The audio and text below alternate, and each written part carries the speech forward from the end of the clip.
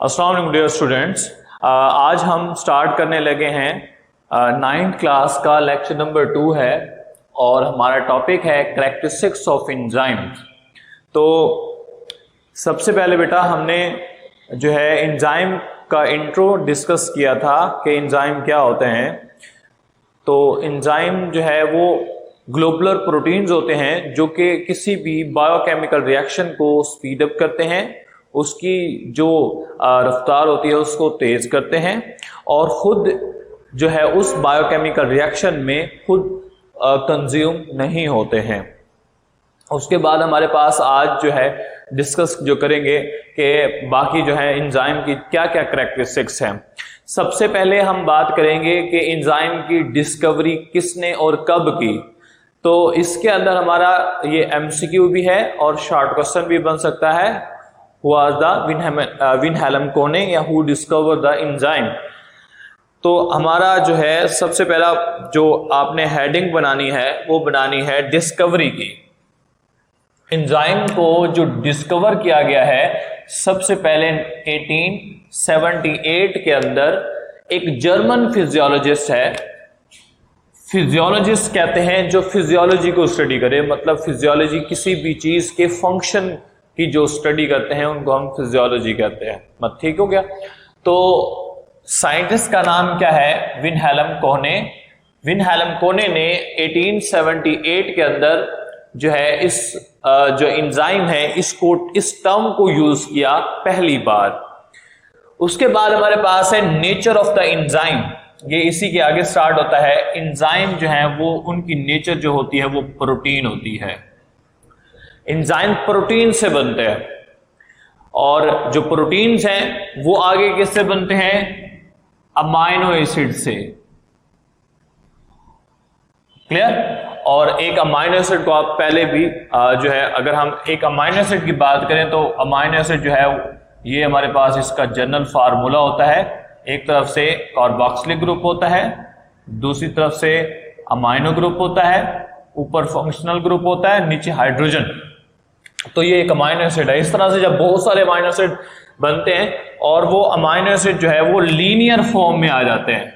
अगर हम स्ट्रक्चर की बात करें, लीनियर फॉर्म में चेन की फॉर्म में आते हैं और वो लीनियर चेन जो होती है वो फिर आगे 3 डायमेंशनल ग्लोबुलर स्ट्रक्चर बनाती है।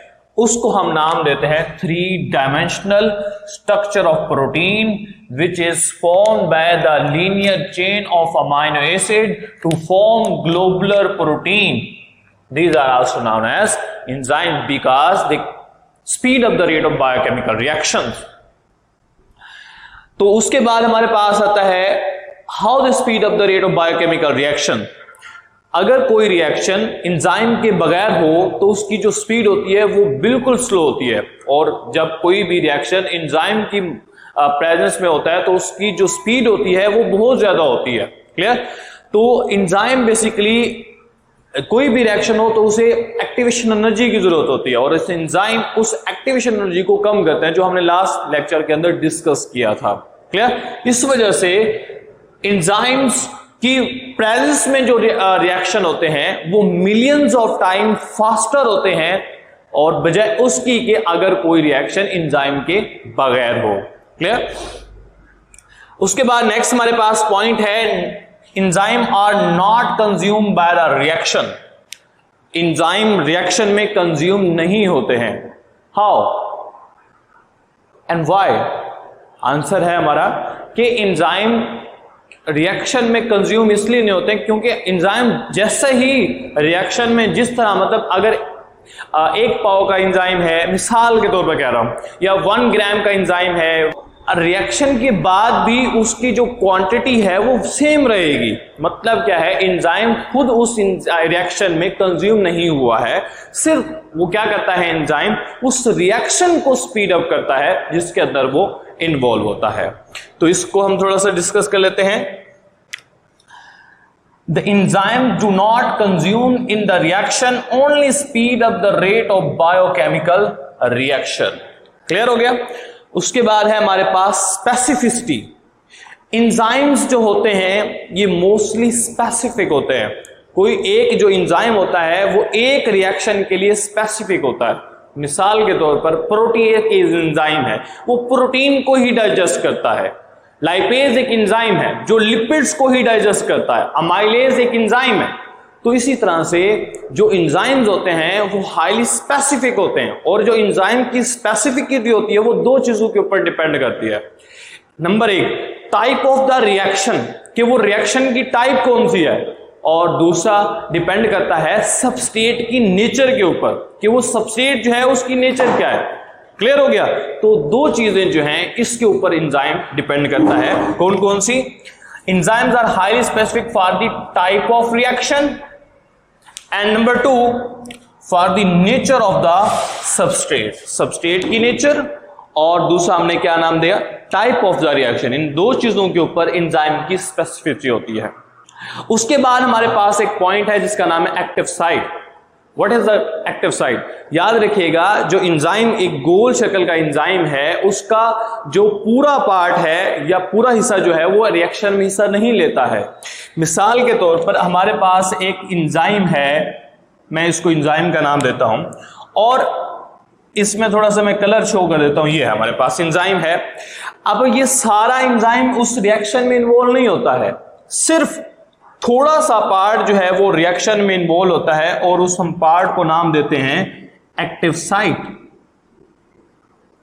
Active site basically only a small portion of enzyme which is actively involve in the reaction. जैसे हमारे पास है only a small portion of enzyme take part in biochemical reaction is known as active site. Clear हो गया? Diagram भी show कर दी, और वो एक्टिव साइट ही वो पॉइंट है जहां पर जाकर सबस्ट्रेट अटैच होता है। नेक्स्ट हमारे पास पॉइंट है इनहिबिटर्स एंड एक्टिवेटर्स। आपकी बुक में एक्टिवेटर और इनहिबिटर की डेफिनेशन नहीं दी गई, सिर्फ इतना बताया गया है कि जो बायोकेमिकल रिएक्शंस होते हैं इनको इनहैंस या उसको डिक्रीज किया जा सकता है, उनको सुप्रेस किया जा सकता है, उनको डिमिनिश्ड किया जा सकता है। हाउ? अगर किसी रिएक्शन को स्टॉप करना हो या उसको रोकना हो तो उसके लिए हमारे पास मौजूद हैं इनहिबिटर्स। इनहिबिटर्स क्या होते हैं? ऐसे केमिकल सब्सटेंसेस होते हैं जो कि एक्टिव साइट के ऊपर अटैच हो सकते हैं या other than active site attach हो सकते हैं, लेकिन वो केमिकल सब्सटेंसेस सबस्ट्रेट नहीं होते। सबस्ट्रेट की जगह पर अटैच होते हैं पर सबस्ट्रेट नहीं होते। जैसे अटैच होते हैं वो उस एंजाइम को ब्लॉक कर देते हैं। वो परमानेंट तौर पर भी ब्लॉक कर सकते हैं, वो शॉर्ट टाइम के लिए ब्लॉक कर सकते हैं। ऐसे केमिकल सब्सटेंसेस को हम नाम देते हैं इनहिबिटर्स का। जैसे हम डेफिनेशन देखें, chemical substances which can react in place of substrate with the enzyme but not transform into product. होते सबस्ट्रेट जैसे हैं, अटैच भी हो जाते हैं एक्टिव साइट पर, लेकिन प्रोडक्ट में चेंज नहीं होते हैं। इनको कहते हैं इनहिबिटर्स। नेक्स्ट है एक्टिवेटर। एक्टिवेटर कहते हैं अगर हमारे पास कोई मेटल आयन है और अगर वो मेटल आयन एक्टिव साइट या एंजाइम से डिटैचेबल हो जाए, मतलब अलग हो सके, तो उस कोफैक्टर को हम नाम देते हैं एक्टिवेटर का। जैसे detachable cofactor is known as activator, and if it is an inorganic ion, और अगर ये क्या हो, जैसे मेटल आयन मैग्नीशियम, ये क्या है? इनऑर्गेनिक आयन है, तो ये इनको हम नाम देते हैं एक्टिवेटर का। या हम एक्टिवेटर ये भी कह सकते हैं ऐसे केमिकल सब्सटेंसेस जो कि किसी भी रिएक्शन को इनिशिएट करवाते हैं या किसी भी रिएक्शन को क्या करते हैं, इंक्रीज करते हैं, उसका इनहैंस कर देते हैं, उनको हम एक्टिवेटर का नाम देते हैं। उसके बाद नेक्स्ट है, अब कोफैक्टर क्या चीज है? याद रखिएगा, जो एंजाइम होते हैं इनके अंदर एक नॉन प्रोटीन पार्ट होता है जो उस रिएक्शन को स्पीड अप करता है, उस रिएक्शन को डायरेक्ट करता है, लेकिन उस रिएक्शन का हिस्सा नहीं बनता है। तो रिएक्शन का हिस्सा ऐसे नहीं कहूंगा, इनके बेसिकली क्या है, कोफैक्टर एक नॉन प्रोटीन पार्ट है जो किसी भी रिएक्शन के लिए एसेंशियल होता है। लेकिन क्या कह सकते हैं, कोफैक्टर जो है उसको हम रीड कर लेते हैं कि कोफैक्टर क्या है, the non protein part of the enzyme which is essential for the proper functioning of enzyme is known as cofactor. There are two types of cofactor, number 1 organic cofactor and number 2 inorganic cofactor. अब पहले हम बात करते हैं organic. Organic किसको कहते हैं? ऐसे केमिकल सब्सटेंसेस जिनमें CH बॉन्ड मौजूद हो या उनके डेरिवेटिव्स हो, तो हम उन्हें क्या नाम देते हैं? ऑर्गेनिक। और जिनके अंदर CH कार्बन और हाइड्रोजन बॉन्ड ना हो, हम उनको नाम क्या देते हैं? इनऑर्गेनिक। जैसे फॉर एग्जांपल ऑर्गेनिक कोफैक्टर की बात करें तो फ्लेविन और हीम आपकी बुक में एग्जांपल दी गई है, ऑर्गेनिक कोफैक्टर कहलाते हैं। और दूसरा आपकी बुक में मेटल आयंस दिए गए हैं, मैग्नीशियम, पोटाशियम, ये भी क्या कहलाते हैं? ये कहलाते हैं इनऑर्गेनिक कोफैक्टर। क्लियर हो गया? उसके बाद नेक्स्ट है प्रोस्थेटिक ग्रुप। अगर ऑर्गेनिक कोफैक्टर टाइटली बॉन्ड हो एंजाइम के साथ तो हम उसको नाम क्या देते हैं? उसको नाम देते हैं प्रोस्थेटिक ग्रुप। और अगर कोफैक्टर, और वो कोफैक्टर कौन सा हो? ऑर्गेनिक कोफैक्टर हो, एंजाइम के साथ लूजली अटैच हो, तो हम उसको हम नाम देते हैं कोएंजाइम। तो दो टर्म है हमारे पास, प्रोस्थेटिक ग्रुप और कोएंजाइम, और उनकी डेफिनेशंस हम देख लेते हैं। If organic cofactor is tightly bound to the enzyme they are called prosthetic group. Second हमारे पास है coenzyme. If organic cofactor is loosely bound to the enzyme they are called coenzyme. Clear हो गया? तो प्रोस्थेटिक ग्रुप और coenzyme ये हमारे पास short questions हो गए। क्लियर हो गया? अगर हम बात करें एग्जांपल्स की, तो जो हमारे पास NAD, nicotine amide adenine di nucleotide phosphate, ये बेसिकली क्या है? कोएंजाइम है। उसके बाद नेक्स्ट चलते हैं metabolic pathway. What is the mean of metabolic pathway? आप याद रखिएगा, जो जैसे मैं दो एग्जांपल लेता हूं, एक रिएक्शंस की, एक फोटोसिंथेसिस की, दूसरा मैं लेता हूं एग्जांपल सेलुलर रिस्पिरेशन की। याद रखिए जो रिएक्शन होता है ना, ये बेसिकली एक सीरीज में होता है, इसमें एक स्टेप में रिएक्शन नहीं होता, रिएक्शन हमेशा सीरीज में होता है। अब उस रिएक्शन में क्या होता है, जैसे कि फॉर एग्जांपल ये एक रिएक्शन है, एंजाइम नंबर 1 है, रिएक्शन हुआ, यहां पर एंजाइम नंबर 2 होगा और यहां पर एंजाइम नंबर 3 होगा।